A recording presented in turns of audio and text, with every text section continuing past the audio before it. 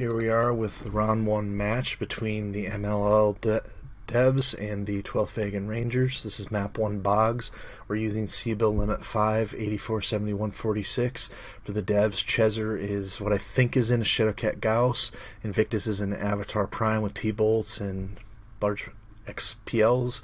Landros is in some kind of Uller. 12th VR brings a Rotary Autocannon Bushwhacker, and Avatar Alpha with Rick Hunter, and Silvercraft is using Puma Foxtrot or an Uller F. Well, couldn't quite see.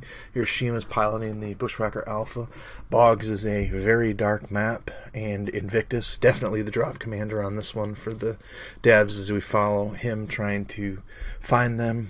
You have to be patient on this one. You have to move slow unless you run at center. And it can take a while to find your enemy, particularly if you don't have a strong BHP or BAP radar package. And so Invictus is trying to position well, trying to find the enemy, get information on it, and know how to react. Invictus is one of the best, if not the best, in the business of knowing the exact capabilities of a mech and what it's supposed to be used for. So, very patient player, or just sitting here, going in a spot where the enemy is not likely to find them, and these fights can go towards center.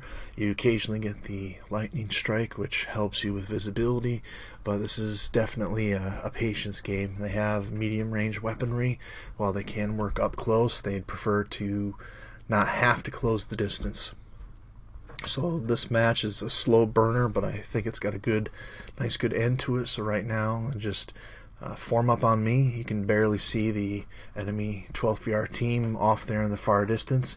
Invictus just moving in, utilizing the great torso twist range of his mech, trying to get information. Information is one of the key things in Living Legends, and you can walk up these hills and you see Invictus try to find 12th VR and taking a look around. Chezzer joining him in the Shadowcat. I think those are beam lasers in the arm. And Invictus just looking, trying to find them. Chezzer checking the other direction. That maybe a Gauss cannon on that large beam laser. Hard to tell. Either way, this is a slow-moving match. The two teams start to move towards each other, and at some point here, Invictus will pick them up, and then we'll start to have the battle. You want to shoot something when you get out on the field, and a break like this is nice, but it can make you a little bit jumpy, and sometimes the first exchange of fire can be all the difference in these matches. I believe this is the first or second map of this round. The devs did end up winning this round. I won't give you the score right now as to not spoil it, but you can see Landros just trying to look one direction, Chezzer looking another, and Invictus just up top here. Now the one thing is that Invictus is a little bit exposed here, so maybe 12th will locate him. Invic starting to go, should we stay here, should we stay here? And you can see 12th now in range, that if they can just get visual range. Alright, so we're about 500 meters apart, just on the other side of the left side of your screen there. The two teams getting ready to exchange at some point. I'm not sure if Invictus is utilizing radar at all, but we should have a battle here pretty soon. Coming around the corner, he definitely has to see them now. He opens fire, T-bolts, large pulse laser. His teammates join him and just finds the perfect window, gets away from there, waits for the weapons to cool down, lets his teammates handle some things, realizes what the enemy has and starts to take advantage. Just look at that. Getting his lasers to fire on the left, his thunderbolts to fire on the right, crossing, exposing himself, just trading wonderfully. And he kind of finds out that they have a similar type of avatar, and you see some nice exchanges here with Hiroshima and Rick Hunter here with Invictus, but Invictus is just laying down so much punishment. 12th VR trying to get into cover, get into a position. You see Landros is moving into their back. The devs do an outstanding job of just surrounding 12th VR here, and Invictus can smell the kill, so he's going to move in and show no quarter to the enemy team. Rick Hunter doing a good job. I think they're the same mech, but at the end of the day, Invictus gets such a good first volley here, and Landros is preventing Rick Hunter's teammates from really being able to focus on Invictus. That Invictus gets a lot of damage here, and those mechs can't last forever, so there goes the Avatar. And at that point now, you make the decision probably to focus on the Bushwhacker. So you see the Bushwhacker come running across your screen here shortly, and a lot of firepower in that, but it takes time to deliver that firepower. And Invictus wants this match. You can just feel that he wants this match. So Urashima does a good job. 12th Yard does a good job, but ultimately Invictus just able to locate them first, and those large X-Pulse lasers don't do a lot of damage right away, but you get continuous fire like that, well, it hurts. So down goes 12th VR. Let's see if the devs can close it out as a new sun rises on the right side over there. Thank you for watching, and we'll see you on the next map.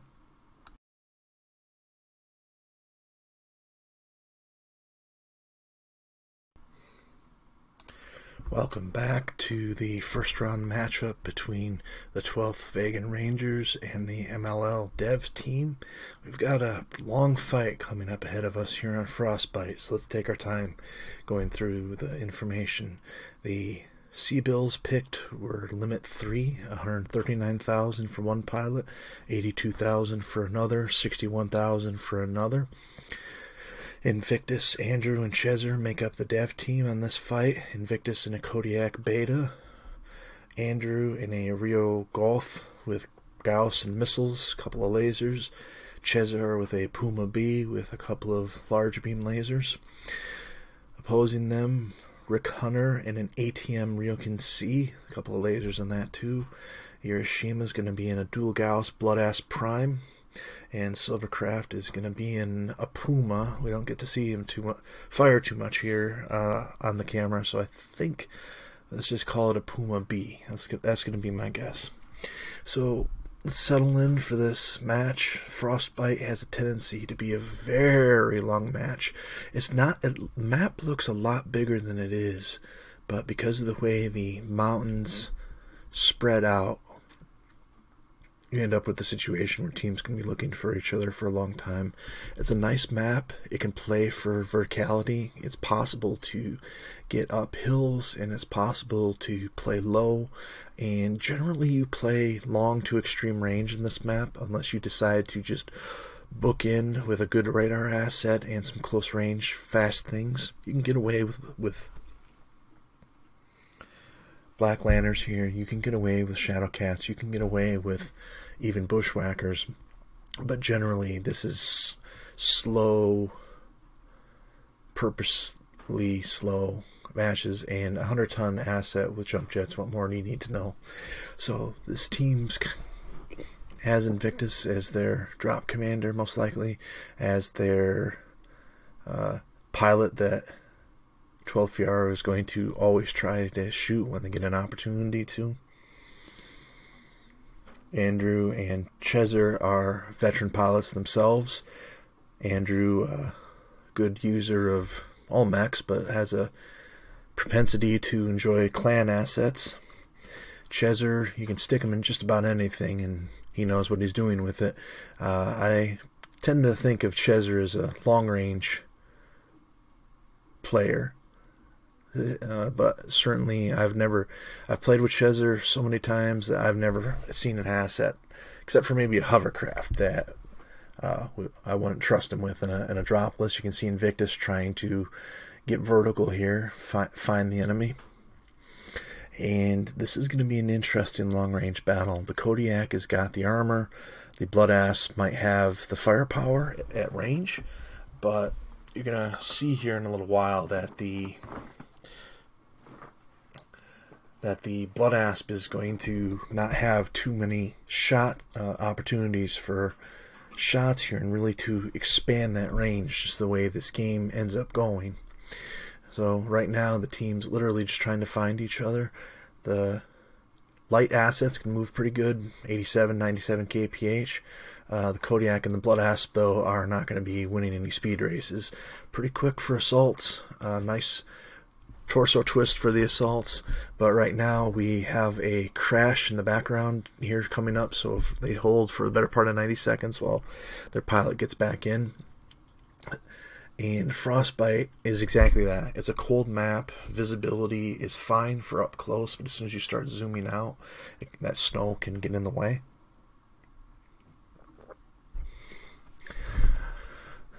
No trees too much. Trees don't come into too much of a play, and I think the hold is right about here. But you can just see how the map, I don't believe it's an 8-kilometer map, which is the maximum map size in Living Legends, but just look off into the distance how far you can go and how many things get in the way. You have to really know, and there's the drop, you really have to know where you're going if you're going to get up one of these hard to reach hills and snipe. So now we have the hold. We get a chance now to watch from Rick Hunter and Hiroshima''s spot. Hiroshima, you can see on the left, has his 2 primary weapons, the Gausses. Nasty, ridiculous, one of the best weapons in Living Legends. 900 meters and under, those things are outstanding. If you know how to aim them, they can be great for cockpit shots, for taking out the pilot without having to take out the whole mech, and they're heat efficient and they do good damage. The reload time, one of the best balanced ones, and Hiroshima has an advantage here that the weapons are on top of the mech, so you can point over a hill, fire off without barely exposing yourself, and those 2 backup weapons on the arms are really good. The Blood Asp sacrifices a lot of armor for firepower and maneuverability. You think that you can outrun it in a light or a medium or even a heavy, and you'll be surprised that the Blood Asp will move in and close on you pretty quickly. It's a bit of a hard asset to handle sometimes because you have a lot of weapons, and the Blood Asp on normal maps can get hot. Luckily for Hiroshima here, it's pretty cold, and those Gausses don't get too bad, but the backup weapons fired continuously.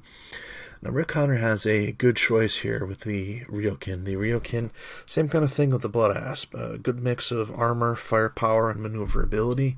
The Ryokins are renowned, since they've been out forever in Living Legends, of being expensive, but if you know how to use them, they're some of the nastiest assets that can be in the game because they have enough firepower to take on just about anything and enough speed to get away. Now, Rick Hunter has about 700 meters range, 750 meters range here, but the weapons have a minimum range as well, so they can't be used at terribly close fights.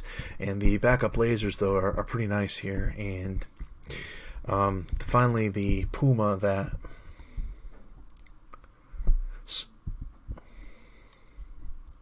Silvercraft is using does appear to be the beta. Just 3 large lasers. That's just nasty firepower, and especially if we can keep the heat down, pinpoint damage.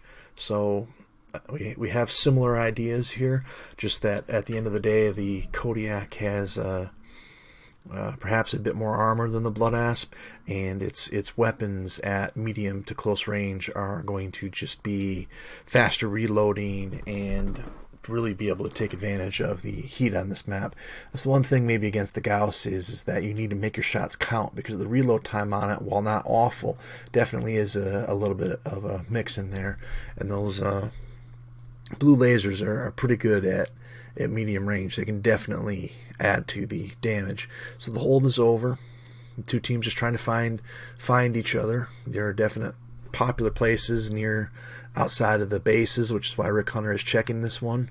And you see that some of these hills are easy to get up on, others are literally mountain climbing with mechs, and the jump jets on that Kodiak can end up being a pretty big advantage here if they can get up to a spot where 12th is not going to have an easy time getting there. You can see the trees can become a thing, but it's nothing like clear cut where there's a tree, it seems like, everywhere you step.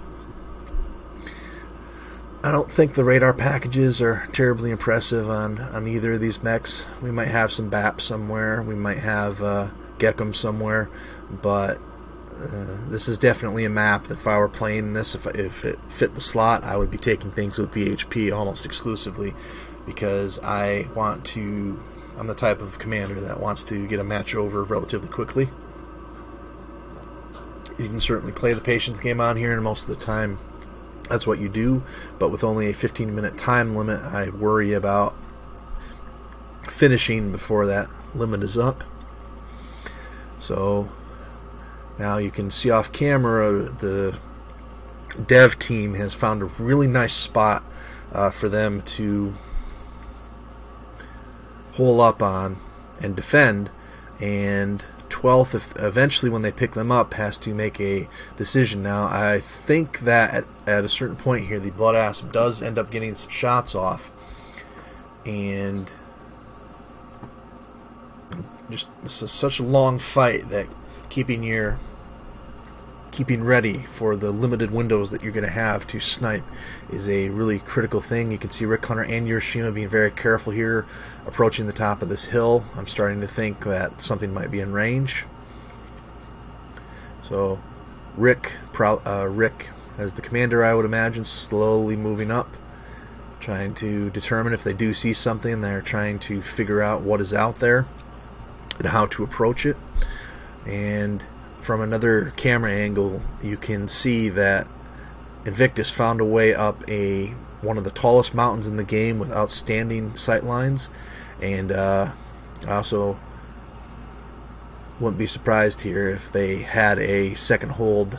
We didn't have too many crashes in most of the matches, surprisingly, during the tournament, but the 12th VR Devs match did have a few in there. So I think that Rick was checking the time, or I was checking the time, and so now you see you're exposed out here, and you don't really have extreme weapons range. You have 900, which is good, but on a match like this, until you know what the enemy has, there are weapons in this game that can fire from a click and a half out. And you can see the collision detection there. So I think Hiroshima, they're positioning. I think that they found the dev team. They're coming up and getting ready to fire here, and just slowly trying to think, okay, how do we get in a decent position? All right, let's go up this mountain. Let's get a good view. And if they haven't found them yet, they're starting to worry about time. With including the hold, we're about 10 minutes in, so there's about 5-6 minutes left in this match. And right now, I doubt that either team is going to camp forever. Somebody is going to have to try and move in. And remember that the first salvo in these type matches can often be the difference. Who gets the first shots off? So now, Rick Hunter's saying, okay, we've still got a little bit of time. This looks like a decent spot. We can see to the east, we can see to the east, we can see to the west, we can see to the north. Let's take a look around. And a good spot traditionally is up near that radar dish off there by the VTOL hangar, and I think this is the point that Hiroshima pops up and gets a shot or two off on the dev team. And ultimately with this one, the trading was very interesting, because that Blood Asp should have a nasty advantage, being able to get shots off and get down before the enemy can return fire. But you can see right here that Hiroshima trying to line up the shot, taking fire from the enemy, and ends up taking quite a bit of damage here, and does get some shots off. But now Rick Hunter's like, okay, well, where are they? We're getting a bit low on time. We need to approach them. So Silver, Hiroshima, let's get over here. Let's find a different spot. We know what they have, and we don't have a range advantage here. We don't even have a firepower advantage, and we need to probably focus down that Kodiak. That's often the argument in Living Legends. Do you take down the smallest, most lightly armored things so they go down quickly, or do you take down the biggest, heaviest armored things so that they're less of a threat? I was always taught in my training, take down the light stuff first, because that's one less thing shooting at you. But that's an interesting argument. What do you think, viewers? What do you want? What do you focus on? Do you focus on the smallest thing or the biggest thing? Hit us up in the comments. So as we get ready for the bulk of the match coming up here, time is slowly expiring, and the teams are going to have to get aggressive unless they want to have to play a map 4, which I don't think anybody does, because you've got at this point in time, they have up to 7 rounds of this, and so up to 21 matches that they would be playing. And so in the first round, I think the team's still getting a feel for how things go around. And also, if this is in fact map 2, 12th needs a victory or a tie to keep moving. If they lose here, then they are down 0-1 to start the tournament. And here we go. You can see Invictus up in that spot. Rick Hunter slowly trying to find them, and I think Invictus gets a pretty good shot off here.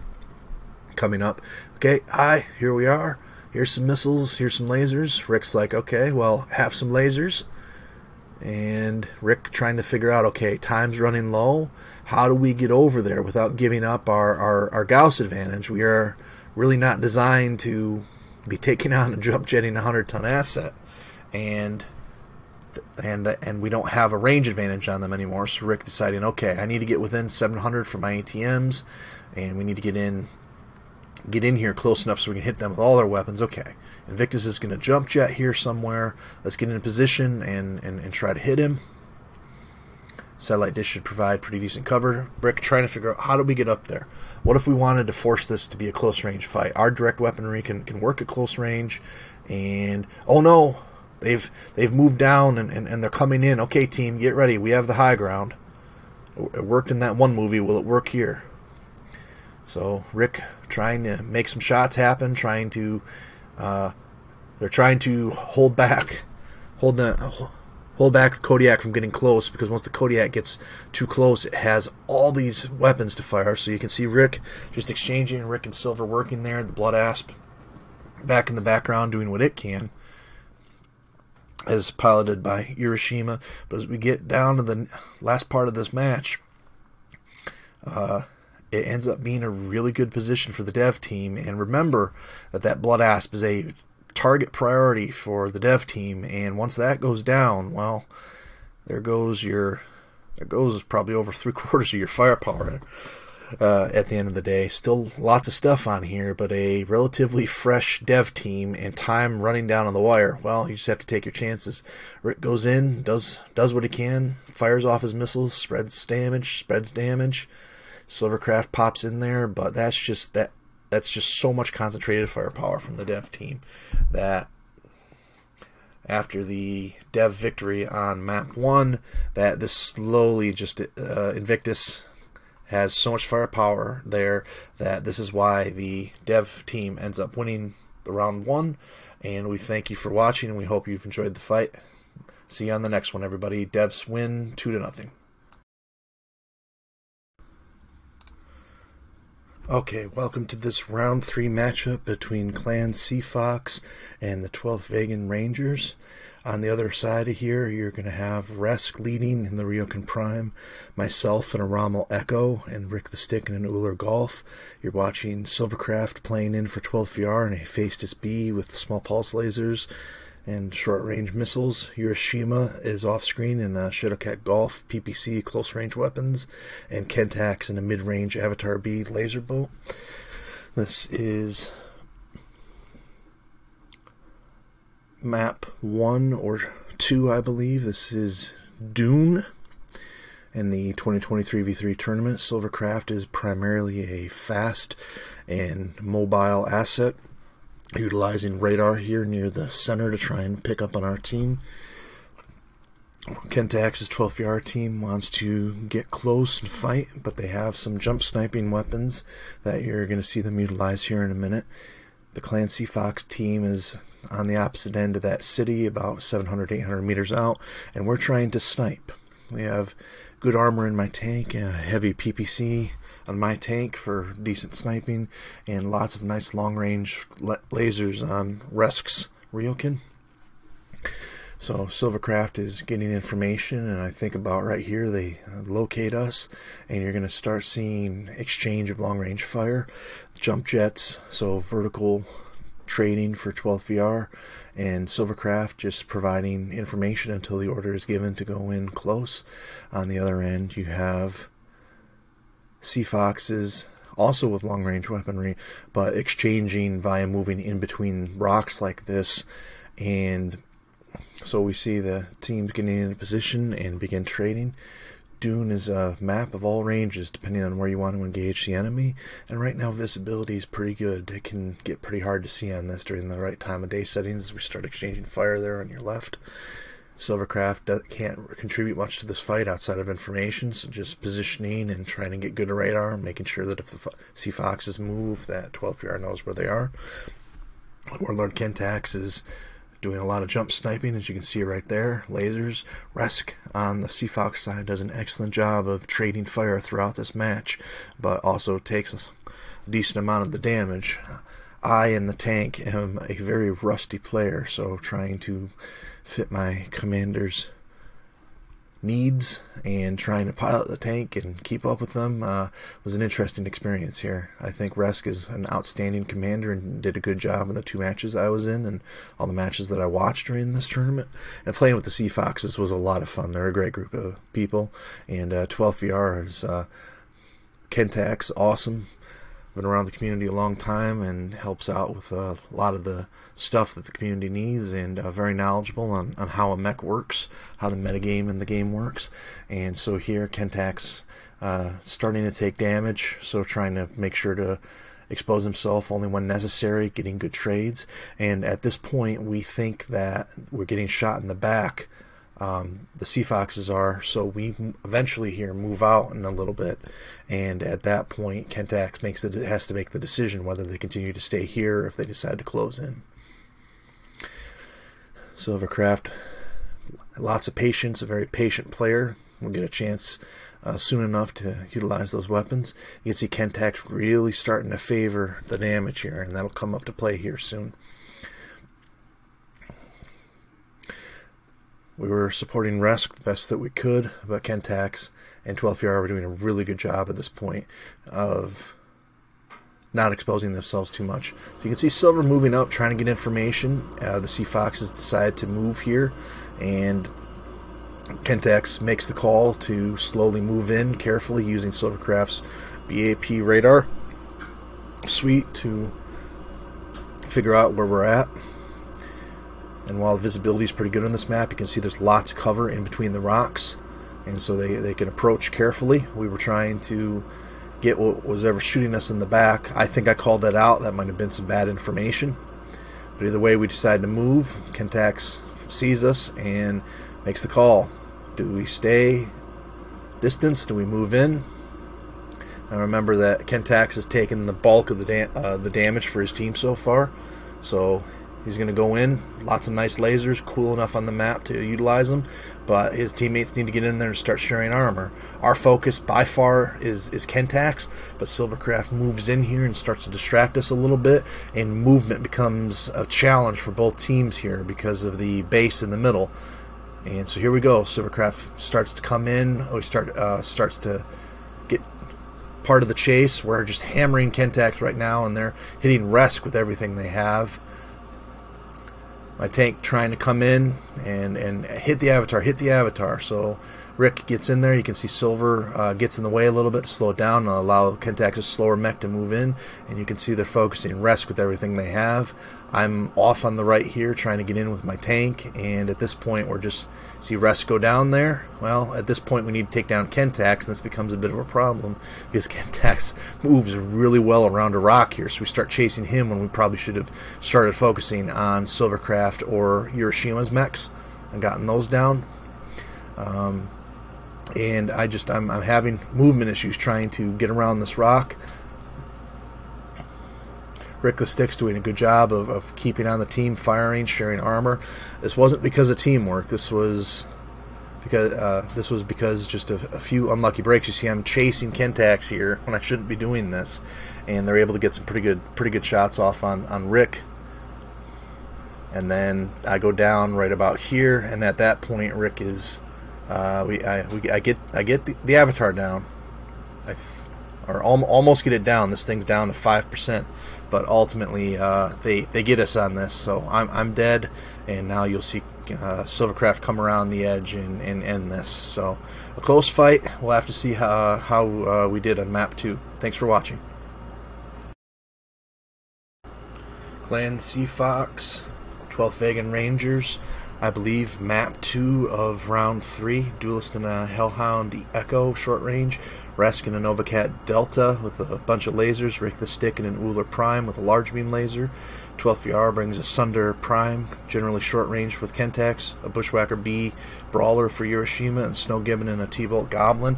You can see the two teams on the security camera moving in. We end up getting a little bit split here. Rick the Stick comes up the mountain, you can see in blue, gets a look on Kentax, and then Resk decides to call us in, and I go the wrong way trying to catch up with Rick because I think we're going around that end of the mountain, and you'll see a sec that ends up not going well for us because Resk comes around the hill and says charge, and we catch up. Our focus is the Bushwhacker initially, but just look at how much damage that Resk is taking here. The Sunder gets in the back of Resk, and we have to start accounting for that. So Rick and I get into the battle here, and we do pretty good. We take down the Bushwhacker here in a second, and then problem is, though, you'll see that Resk goes down, and there goes our armor and our firepower. So now we have to face the Sunder, which is our next target, and we try to get around it, but my Hellhound, I just can't make the thing work fast enough to circle around Kentax, so I take way more damage than I should have, and I didn't focus as much as I would have liked. I think that we did a good job against a 90-tonner here, but ultimately I just kept taking so much damage, and my weapons ran so hot that eventually I jump jet up here, and Kentax blows me up, and then Rick's got two things to shoot down in a Uller Prime, and that's just not quite enough firepower. This was an interesting battle. I think we did well. Had I not gotten lost there and actually had gone over the hill with Resk at the same time that he did, I think that we might have had this, but ultimately this round was a second loss, and the 12th VR was a victor against the Sea Foxes in round 3. And we actually have another camera angle of this, so there'll be another video segment where we can compare the two camera angles at once, and you'll see from my cockpit view there. But this was an interesting battle, just a positioning thing, and a rusty duelist sitting in for one of the pilots. Alright, thank you for watching. We'll see you on the next battle. This is round 4 between 12th Vegan Rangers and Wolverines-Reborked. This is what I think is map 1, TC Bogs, Bob and a Vulture Delta with large beam lasers and some missiles, Deimos and some type of Morrigu coming up on the edge. Let's call that an autocannon for now. Serial Mascot and what I think is a triple UAC-2 or UAC-5 Puma against them, and we really can't see it. The camera angle is a bit weird on this one. Kentax is in some sort of Masakari. Hiroshima is in something with PPCs and UACs, and I never get a really good look at Snow Gibbon. I think Snow Gibbon might have some MRMs, and this is just, we come in, Bob sees them, Deimos sees them, and they just start unloading their firepower from range. That Masakari is just too slow, and WR is entrenched. There's no good way for them for 12th to approach here, and so they start trading, and I think that they want to focus on Deimos's Morrigu, but they just can't figure out a way to approach. You can see they have the 12th VR has the range to exchange, but I just think that this comes down to Bob getting so many excellent hits and getting out of 12th's firing arc, and 12th kind of freezes up here a little bit, trying to figure out where to go, as it seems like Snow Gibbon actually has ATMs or LRMs.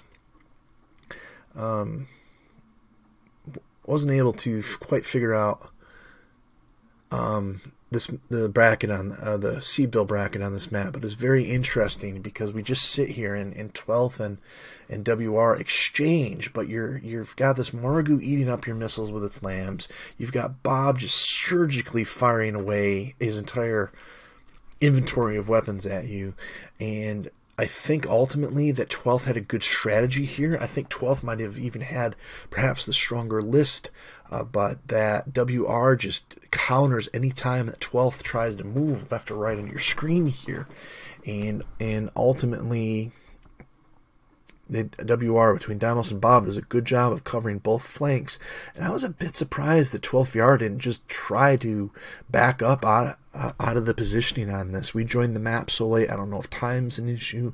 I don't know anything else, but I just know that that 12 does a good job of exchanging on the Morrigu, but Bob gets so largely untouched in this map. It is nuts. Bob in top form here from everything that we can see. And to be fair to 12th, I mean, we can see their weapons, and that's about it. So we don't have the complete information. They're doing a lot of damage to Deimos, but Bob gets the kill there, and then the rest of this match is crazy, frankly, because you've still got two pretty good assets. Whatever Snowgibbon's in, he's doing a good job of trading, and Kentax got a lot of firepower, but he has to be careful because he's going to be the focus, and WR just has the patience here. They continuously sit back, work their weapons range, and really prevent 12th from being able to focus on anything in particular. But the interesting thing about this map comes up here pretty soon, and Snowgibbon gets a really nice shot, and they needed more of what Snowgibbon just did there, of not taking damage, getting a good shot off on the Morrigu. And now you can see Bob telling Deimos and Serial Mascot, screen me a little bit, we're going to move in a bit closer, and let's finish this fight. So slowly moving in. That Mechwarrior has unbelievable firepower for an 85-ton mech, so and Deimos has taken a good amount of damage, so they're gonna move up together. And Bob, I think, is largely fresh in this match, but ultimately from what I can tell, it's just, you can see there the PPC UAC. Bob like, okay, I've got some armor, let's trade a little bit. Gets in position, gets some ATMs off here, get some beam lasers, and it's just a chess match trying to move their assets. I think Bob's team had some better maneuverability. I can't believe I'm saying that about a Morrigu, but here's the problem. You see Kentax has crashed. Bob doesn't quite realize it yet, and so Bob's just going, okay, well, Kentax isn't firing. I don't know why, but I'm going to start focusing on Snowgibbon. And then just the rest of the match, Kentax crashes at a crucial point. And I think that the way they ended up handling this was that if necessary, they would play a map 4. But you see Kentax has crashed, and that was just kind of the end of it. Yuroshima's like, okay, well, I guess let's go ahead and fight. This thing's probably over anyway. And Bob's just like, nah, that's all right. Let's just call this one a victory for us for right now, and we'll throw out the map if we need to. And that's what happens. So for now, WR up wins this one, but where it counts and where it leads us, we'll see in the next map. Welcome back to round 4, Wolverines-Reborked versus 12th Vegan Rangers on map 2 Jungle. This is 139k, 82k, and 61k. Snowgibbon in a Warhammer with Gauss, SRM, and I think an autocannon. Kentax in a Fafnir with, I think, heavy Gauss and machine guns. Hiroshima in the large X-Pulse laser Uzil. Bob in an Argus. Deimos in some sort of tank. My best guess is a demo, maybe a Mars. And Serial Mascot in a Hollander Alpha or HPPC or Gauss model. The camera angle on this one is just insane. I'm going to show it anyway because it's an interesting and good fight. The map is TSA Jungle, and 12VR had a crucial crash right in the middle of a really good fight prior to this. So technically WR up 1-0, but I think ultimately that they're going to scrap that one. I'm going to have to get back to you on that. I wasn't here for the entire match, and as you can see from the camera angle, Fafnir takes up a lot of room, so it'll be interesting. So Jungle is a ranged map to medium range. You can play short range, but you usually pop on a hill, look around, and that's what you're going to see in this match. It's amazing that the two teams don't see each other earlier than they do. And the interesting thing is the claustrophobic part of this match, that we're just stuck on Kentax's arm for the entire thing, so we can't see what's going on, and we can't even necessarily see what Kentax's view, but we have enough that it's ambient. So I figured it would be interesting to cover this map. And so both teams are pretty slow here and want to attack from range, and if they have to close on each other, it's not going to be the easiest to get in. and the jump jets on that Hollander end up being a pretty big difference in this one, so keep an eye out for Kentax getting shot from angles that we can't see, and I think even a few times catch Kentax on surprise. Serial Mascot does a really good job of utilizing, I want to say it's a heavy PPC, but I can't see, and I didn't get the I didn't dig up the notes on this one before recording, so you can see the volcano off in there, and jungle is often one of the longer matches that we have. A lot of matches going up 10 to 15 minutes towards the 15-minute time limit. You see they start exchanging here. 12VR's got a good list to take on Wolverines, and they're just doing a really good job unloading it. Fafnir can do a lot of damage, long reload time on it, but that's alright. And this first exchange seems to go pretty well. And they're just sitting here. You'll start to see some of the vehicles that WR is using a little bit. There's that heavy PPC doing damage, and Kentax definitely after a while though becomes a focus. A lot of armor to share, but I was told once that the Fafnir is a support asset. Certainly a correct asset for this map, but I think ultimately on this that the long reload times and just the slow movement of both of the primary vehicles here, Kentax is just getting hammered, but he's also doing a good job of trading with those heavy Gauss cannons. When they hit, are one of the most powerful weapons in the game. So Kentax just trying to let other parts of his mech take the damage as they reposition, probably waiting for his weapons to reload, and lines up a shot and gets ready to fire on something here, probably against waiting for the Hollander. So the Hollander takes a really good hit, but Kentax is what we can tell is a pretty big focus of WR, and Hiroshima and Snowgiven are trying hard to support Kentax. That Warhammer's got a lot of armor, but you see, I think it might be a Mars, because you see the flamers down there, down by Deimos, and so whatever he's in, it's a big, nasty, powerful thing, and Kentax has to get away here because Kentax has taken so much damage that his teammates are going to try to do what they can, but it's 3-on-2 down there right now, and Kentax realizes that if he doesn't try to get a little bit of distance, that they're two powerful weapons on that Fafnir are going to die. And I think at some point off screen here, Snowgiven goes down, and I think Hiroshima stays alive for a little bit, but I think ultimately their mechs get sacrificed to allow Kentax to get away here and try to finish some stuff off, because it's not like 12th hasn't done a lot of firepower. You see Bob following Kentax, trying to get the shot off, and as we start getting towards the end of this match, I think Kentax ends up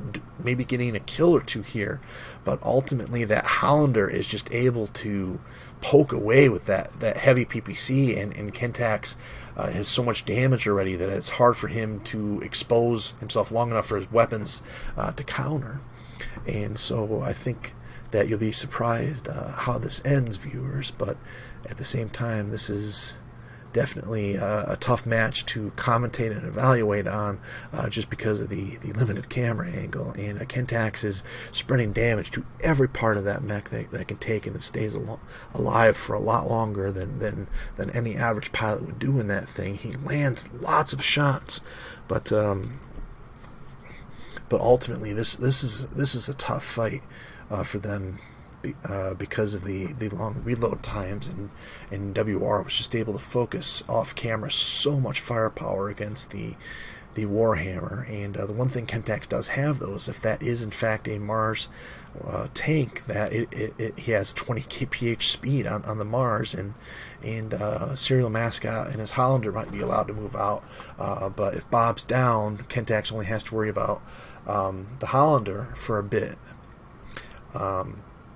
But you see he gets some shots off, but now the long reload time, and ultimately there you go. And that's the difference, is that Serial's able to sneak up, get a shot, but I think this match was really close. So WR up 2-0. Welcome back to round 4 between 12th Vegan Rangers and Wolverines-Reborked. This appears to be map 3, limit 104, 69, 48. The picture gets better here in a minute. Deimos is in an Atlas Charlie. Bob is in a Bushwhacker B. Serial Mascot a Chimera C for Wolverines-Reborked. I don't get a good look at the 12VR team. I know that Kentax looks like he's in a Sunder Prime. Joining him are Urashiba and Snowgibbon. I think that this is a map 3. And I think that they might have tossed map 1 for now after Kentax's crash to desktop. So right now, if WR wins, I think the round ends up being over. If 12VR wins, I think that they end up playing a match that we don't have on this camera angle. So I'll check to see if I have the other one, but we're going to concentrate on this for now. This is what I like to call the security camera footage, as the two teams come up and around that hill. And this is a nail-biter of a match, as you'll see coming up here. Whatever Urashima and Snowgibbon are using to support Kentax has nasty firepower, and both teams do not miss a lot of their shots upcoming here. The camera angle will change coming up shortly to a close-up, so don't worry, it's not like this the entire match. The map is TSA Glory, a nice rolling hills, a bit chilly, close range map. You can try using long range, but you usually just get rushed. And we switch over to Bob's mech here in a second, as the two teams are still slowly finding each other off on the left side of your map. But when they do find each other, the fighting is fast and furious for quite a bit, and the ending might surprise you. So stay tuned, it's worth it. These two teams are, I'd like to think, pretty well matched up. Their fights end up being pretty close throughout this. As you can see, the weapons fire starting to happen up there, and we switch finally over to Bob's perspective. And now Deimos is just going to lay down some serious hurt with this Atlas. Just stare them down. Bob has got a lot of firepower. WR has an insane amount of weapons here. Quick reloads, nasty up-close things, and they do just such a good job of getting in there, firing off, and even the MRMs for Serial Mascot, jump jetting. It's a hard thing to do, and just unloading their firepower. Kentax doing a good job of making his presence known. You'll see that throughout the match. Snowgibbon appears to be in some sort of tank, but 12th is down there near the water, so they can cool off pretty quick. Bob and Deimos are just hammering away at Kentax's teammates right now. They've decided to take down the other assets, and they've done a good job of sharing their armor. And now as Deimos starts to get focused a little bit, he's going to back up here eventually after getting off another shot. 12th rotates around a little bit, so we have a bit of just a few seconds of a breather, and they're trying to figure out who are they going to focus, because Bob is ridiculously dangerous in this Bushwhacker. Deimos is ridiculously good in there. There's not a bad pilot on the field right now, and an Atlas takes a long time to take down, but you can't leave it up either. So Serial taking some hits here. Deimos just gets destroyed on this volley, and 12th starts to catch up here on the damage they're dealing. Deimos goes around the edge, and 12th's teammates are able to put a number on him as Bob gets some good shots on the Sunder, but the Atlas is brought pretty heavily damaged here. And so there goes Bob. Bob did an outstanding job, but ultimately 12VR's got the firepower to retaliate, and I don't know what happened to Kentax's teammates. At some point they do go down, so now we have Kentax having to hunt down his opponent, and Kentax trying to fire and has take down Serial here. So Kentax just getting destroyed. Deimos I still might be up here. Serial getting some shots, and now it's only Serial Mascot and Kentax, at least that we can see on camera. And Kentax is going to go in here heavily damaged, and that Chimera is mean for a 40-ton asset. But ultimately here, Kentax is able to spread damage, and 12th is able to make a name for themselves. They're not going to go down without a fight here, and so Serial just unloading as much as he can. Kentek spreading damage excellently and using those jump jets well. And then remember, this is a 90-ton Sunder, and Daimo's being down means that Serial's got to punch way above his weight here. Serial, a good pilot. That's a little 40-ton mech against the 90-ton mech, and you know what usually happens? Well, that.